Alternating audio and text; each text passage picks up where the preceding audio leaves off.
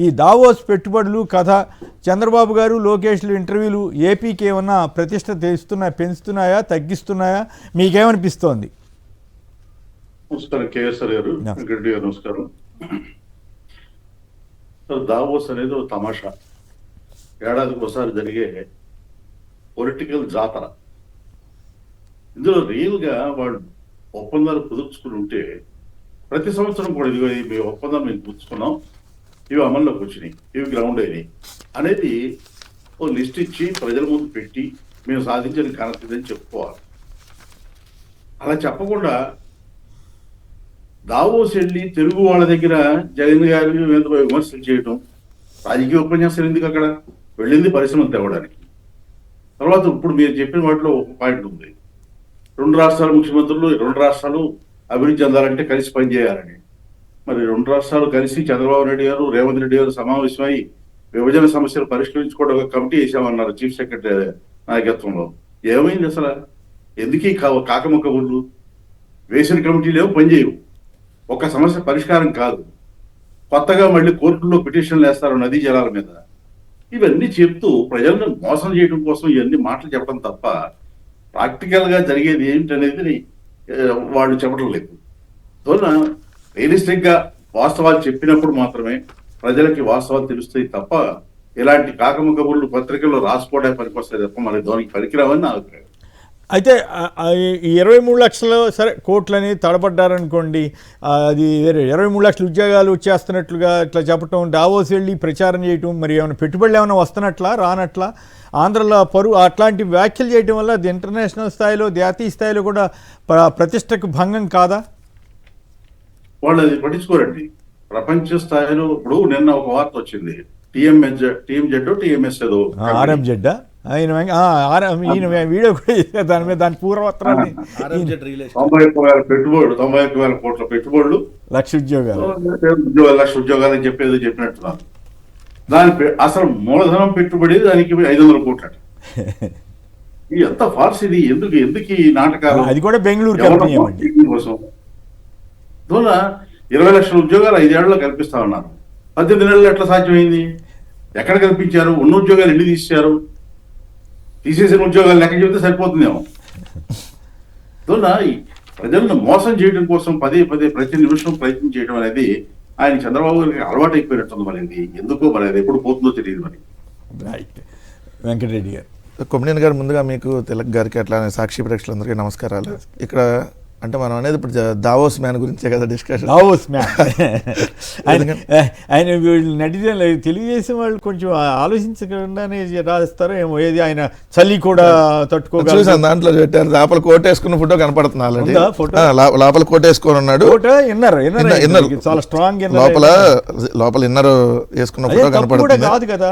చూడండి, ఇది వేసుకొని చాలా స్ట్రాంగ్ గా ఉన్నాడని చెప్పి, అది చల్లో కూడా ఏం వేసుకోకుండా తిరుగుతున్నాడు అన్న తప్పితే మనిషి అన్నవాడు మనుషులు. ఇదొక్క విషయమే కాదు, ఇప్పుడు చంద్రబాబు నాయుడు గారు మాట్లాడేటువంటి మాటలను బట్టి తెలుగుదేశం వాళ్ళు కూడా బిహేవ్ చేస్తా ఉన్నారు. ఎందుకు మీకు చంద్రబాబు నాయుడు గారు మొన్న ఏమంటాడు, 195 దేశాల్లో తెలుగు వారు ఉన్నారంటే ఈయన కారణం అంటాడు. సరే, వాళ్ళ ఇళ్లలో ఒప్పో చేసి చదివిచ్చి తల్లిదండ్రులు వీళ్ళు కూడా కష్టపడి ఆ స్థాయికి అక్కడికి వెళ్తే ఈయన కృషి అంటే ఇంకా ఇంకేం చెప్పాలి? ఇంకో యాంగిల్ కూడా ఉంది. 190 దేశాలకు వెళ్లాల్సిన పరిస్థితి ఎందుకు వచ్చింది? అది చెప్పాలిగా. అంతమంది పైగా ఎంతమంది అందరూ ఉన్నత స్థాయిలో ఉండరు కదా. గల్ఫ్ దేశాల్లో ఎన్ని కష్టాలు పడుతున్నారు మన వాళ్ళు, పైగా సొంత బంధువులను వదులుకుని విదేశాల్లో తేలికైన వ్యవహారం కాదు కదా. రెండో ఈయన ఒకరికన్నా ఫీజు రియంబర్స్మెంట్ ఏమన్నా లేదా విదేశీ విద్య చదివించి పంపించాడు, అది కూడా ఒకటి కూడా. అది నెటిజన్లు కొందరు అమెరికాలో ఎక్కడ లేకపోతే ఇంకో చోట ఉన్నారు, అయ్యా మేము మీ వల్ల రాలేదు, మా తల్లిదండ్రులు కష్టంతో వచ్చాం, మా తల్లిదండ్రుల క్రెడిట్ కూడా మీరే తీసుకుంటారు. ఇక్కడ ఈ దావోస్ గురించి డిస్కస్ చేసేటప్పుడు దావోస్ కు సంబంధించి గత ఏడాది చంద్రబాబు నాయుడు గారు వెళ్ళారు, సేమ్ జనవరి నెలలోనే. మళ్ళీ ఈ ఏడాది కూడా వెళ్ళారు. గడిచిన ఏడాది వెళ్ళినప్పుడు రోజు ప్రస్తుతాలు అందరూ అడుగుతా ఉన్నారు, ఏంటి పెట్టుబడులు ఏమైనా వచ్చినాయి అంటే ఆయన ఒక వారం రోజులు అయితే దానికి సంబంధించి ఎక్కడ మాట్లాడాల. ఇక పద్దాకలు అడుగుతున్నారని చెప్పి, అసలు దావోస్ వెళ్తే పెట్టుబడులు వస్తాయని ఎవరు చెప్పారు, దావోస్ వెళ్తే పెట్టుబడులు వస్తాయి అనేది ఒక మిథ్య. మీ మీడియా వాళ్ళకు కూడా ఆ వాతావరణం నుంచి మీరు ముందు బయటకు రండి. ఆయన ఇచ్చిన స్టేట్మెంట్ చూడండి, ఏదైతే దావోస్ వెళ్తే పెట్టుబడులు వస్తాయి అనేది ఒక మిథ్య, దావోస్ వెళ్ళేది అక్కడ అందరితో కలవటానికి మాత్రమే స్టేట్మెంట్ ఇచ్చాడు. మళ్ళీ ఈరోజు పేపర్లో చూస్తే గడిచిన ఏడాది దావోస్లో 2,50,000 కోట్ల పెట్టుబడులు గ్రౌండ్ అయినాయి అంట. గ్రౌండ్ అయిపోయినాయి. గ్రౌండ్ అయింది చూడండి. గత ఏడాది దావోస్ పర్యటన ద్వారా ఇప్పటికే 2.5 లక్షల కోట్ల పెట్టుబడులు గ్రౌండ్ అయ్యాయని, తాజా పర్యటన కూడా మంచి ఫలితాలు ఇస్తుందని ఆశాభావం వ్యక్తం చేశారంట. అప్పుడేమో దావోస్ వెళ్తే 0 పెట్టుబడులు, సంవత్సరానికి 2.5 లక్షల కోట్లు గ్రౌండ్ అయినాయి అంట. ఎంత దారుణమైన అబద్ధాలు ఆడుతున్నారు. మళ్ళీ ఈ రోజు పేపర్ చూస్తే ముగిసిన సీఎం దావోస్ పర్యటన ఈనాడులో వచ్చింది. ఏంటంటే 4 రోజులు 36 సమావేశాలు అటెండ్ అయ్యాడని రాశారు. ఏం చేశారంటే ఆంధ్రప్రదేశ్ బ్రాండ్ని పెంచేలా ప్రసంగించారంట. అక్కడికి వెళ్ళి ఆంధ్రప్రదేశ్ బ్రాండ్ని పెంచేలా 23 లక్షల కోట్లు 23 లక్షల కోట్లు ఉద్యోగాలు, 23 లక్షల కోట్ల పెట్టుబడులు, మళ్ళీ 20 లక్షల కోట్ల పెట్టుబడులు. సరే 23 లక్షల కోట్ల పెట్టుబడులు అంటే నెలకు 1,00,000 కానీ బట్ ఆయన పెట్టుబడులు 23.5 లక్షల కోట్లు అదే అబద్ధాలు అబద్ధం కదా. ఇంకోటి ఏంటంటే రాజ్యసభలో మొన్న డిసెంబర్ అనుకుంటా కొమ్మినేని గారు డిసెంబర్లో రాజ్యసభలో ఇచ్చినటువంటి లెక్కల ప్రకారం నిరుద్యోగ రేట్లో ఆంధ్రప్రదేశ్ టాప్ ఉంది. నిరుద్యోగ రేట్లో 8.5%తో నిరుద్యోగ రేట్లో కేంద్ర ప్రభుత్వం ఇచ్చిన దాని జాతీయ స్థాయిలో నిరుద్యోగ రేటు 5.2% ఉంటే ఏపీలో 8.2% ఉంది. అంటే ఇక్కడ ఒక ఉద్యోగం ఇవ్వట్లేదనే కదా దానికి అర్థం, నిరుద్యోగ రేటు పెరిగిందనే కదా దానికి అర్థం. అది కూడా మొన్న డిసెంబర్ 15, 2025 కరెక్ట్గా 4 రోజుల క్రితం ఇచ్చినటువంటిది రాజ్యసభలో. మళ్ళీ విదేశీ ప్రత్యక్ష పెట్టుబడులు చూస్తే పోయిన ఏడాది 0 ఆంధ్రప్రదేశ్ రాష్ట్రానికి, ఈయనేమో 2.5 లక్షల కోట్లు గ్రౌండ్ అని అంటున్నాడు. ఇది డిపిఐటి లెక్కలు. ఫస్ట్ ప్లేస్ మహారాష్ట్ర 1,65,000 కోట్లు, 10వ ప్లేస్ జార్ఖండ్ 61 కోట్లు. అంటే మనకు 60 కోట్లు కూడా కాదు అసలు, 0 కోట్లు, అది ₹1 కూడా రాలేదని దానికి అర్థం. అంటే ఏంటి, చంద్రబాబు నాయుడు గారు పబ్లిసిటీ చేస్తున్నాడు తప్ప ఇక్కడ రాష్ట్రానికి ₹1 కూడా పెట్టుబడి రాలేదనేది వాస్తవంగా కేంద్ర ప్రభుత్వం ఇస్తుంది. కానీ వీళ్ళ పేపర్లో చూస్తే చూడండి, నిన్న బెంగళూరుకు సంబంధించిన రియల్ ఎస్టేట్ కంపెనీ వచ్చి ఇక్కడ 1,00,000 మందికి ఉద్యోగాలు ఇచ్చిందంట. వాళ్ళ దగ్గర ఇప్పుడు వరకు ఉన్న ఉద్యోగస్తులు 1000 మంది లోపు, వాళ్ళ 500 కోట్ల రూపాయలు కూడా లేదు వాళ్ళది. సో 1000 మంది ఉద్యోగాలు అవ్వలేదు కదా, అది కూడా అసలు 1,00,000 ఉద్యోగాలు రియల్ ఎస్టేట్ రియల్ ఎస్టేట్ సంబంధించి. అంటే వాళ్ళు కమర్షియల్ ప్రాజెక్టులు లేదంటే మీరు అన్నట్టు రెసిడెన్షియల్ ప్రాజెక్టులు కడతారు. అంటే 99 పైసలకు భూములు ఇవ్వడానికి ఇది దావోస్లో వేసిన స్కెచ్ లాగా ఉంది. అంతమించి దావోస్కి సంబంధించి మీరు అన్నట్టు దారి ఖర్చులు కూడా దావోస్కి వెళ్ళిన దారి ఖర్చులు కూడా రాలా.